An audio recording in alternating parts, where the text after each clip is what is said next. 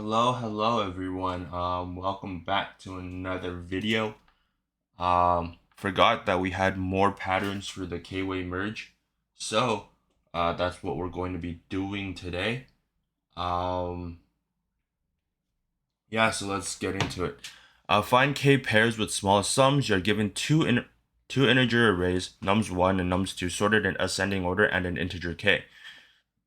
Define a pair UV which consists of one element from the first array and one element from the second array. Return the K pairs, use the pairs with the smallest sums. So yeah, you can pause, read the examples if you want. Don't have to. We'll just get into it now. As is tradition, we need heap queue, so we'll import that right now. We're going to create our heap here with the list. And then, so typically, we'll be doing some like, what do you call it? Creating the heap instantly, and then we start building our solution off of what we have in the heap. Well, okay. Well, we're still going to be doing that. How do I explain this? We're going to be using like the heap will essentially be part of our solution at the very end. Instead of pushing numbers onto the heap, popping stuff off, and then building a solution technically outside of the heap, right? We're going to be using the heap for our solution, so we're not going to have like a for I in range of something, and then like a heap push, and then while heap type of thing, right? We're not going to be doing that today. We're going to do something like this instead. So we're going to do for I in range of, not the length actually, the minimum between k and the length of nums1. So the reason why we want to do the minimum between k and the length of nums1, and then we're also going to be doing, actually I'll just type it out right now, the minimum between k and the length of nums2. So the reason why we do this is because we'll look at this, right?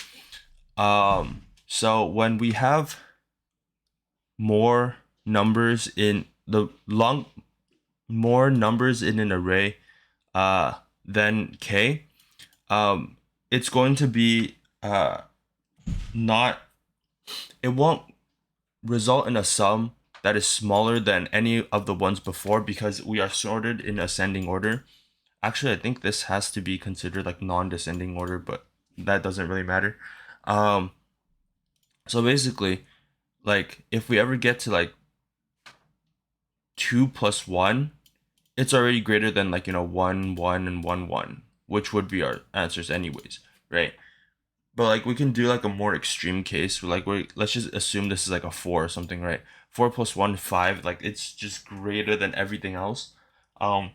So it's because of this condition where we know for sure that any number past k in either array will not help constitute a sum with like will not be part of a pair where it will be the smallest sum, because there has to be a number before it where like even if we were to take the first number from the second array and any number past k in nums1 in like the first array, we know there are at least that many numbers before that k or like past k number that can be added to the same number and generate a smaller sum, right?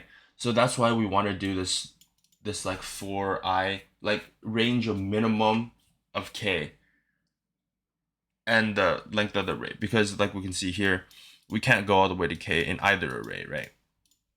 So that's why I want to do that. And then so if the length of heap is less than k, then we want to just push onto the array, because we want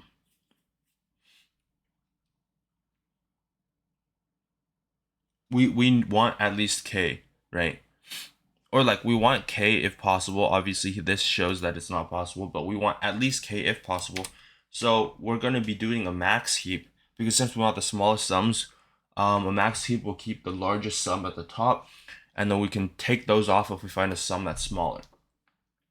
And we have to negate it because, well, heap here is implemented as a min heap, and this is a way to essentially manipulate min heap to work as a max heap as well. And then we're gonna push on nums1i and nums2j. And then so if we hit something like greater than or equal to k, which it should never hit greater than k. If anything, this would just be the length of heap is equal to k, because we check it every iteration. So there should be no reason why the length will ever get more than plus 1 than compared to the last check. So this is essentially just length of heap is equal to k. But I mean, I guess it just covers for everything else. So if nums1 I plus nums2j is greater than the negative of heap 0, 0, we're just gonna break. So the reason why is, so this is our largest sum, right? And it's negated just to essentially to emulate a max heap. So that's why we negate it, so we can have essentially the true value. So if this sum is greater than the max sum that we have, we can continue, we can just break off of like this loop, because we know that anything beyond it will also be greater, right? So we will never push it on anyways. So there's no point in even checking it, right? And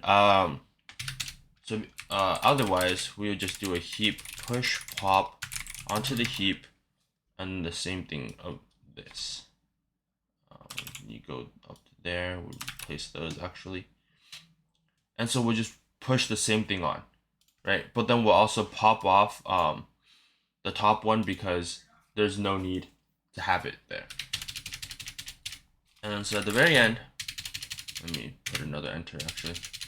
At the very end, we're gonna return a heap. We're gonna do first, second for blank first, second in heap. Right, so this will return us an array, and each index in the array will have something called first and second, lodged within like a subarray type of thing. And first and second will correlate to these two things in the array, in each of the tuples in heap, right? So this is just like a fancy way of building out like a list answer where we know we need every item in heap anyways. So now if we submit, don't worry about those. This was never closed. Okay. I guess it should be closed now. Whoopsies. Yeah, don't worry about those. Kind of goofed earlier. I guess I goofed on this one too, but there we go. Surprised? This is like this much worse. Because this was the same solution. I wrote it the same exact way. So, not exactly sure why it's like that much worse. But like this was the same solution. I guess it's just Python things. But yeah. Kindly ignore those. And yeah, with that being said, thanks for watching.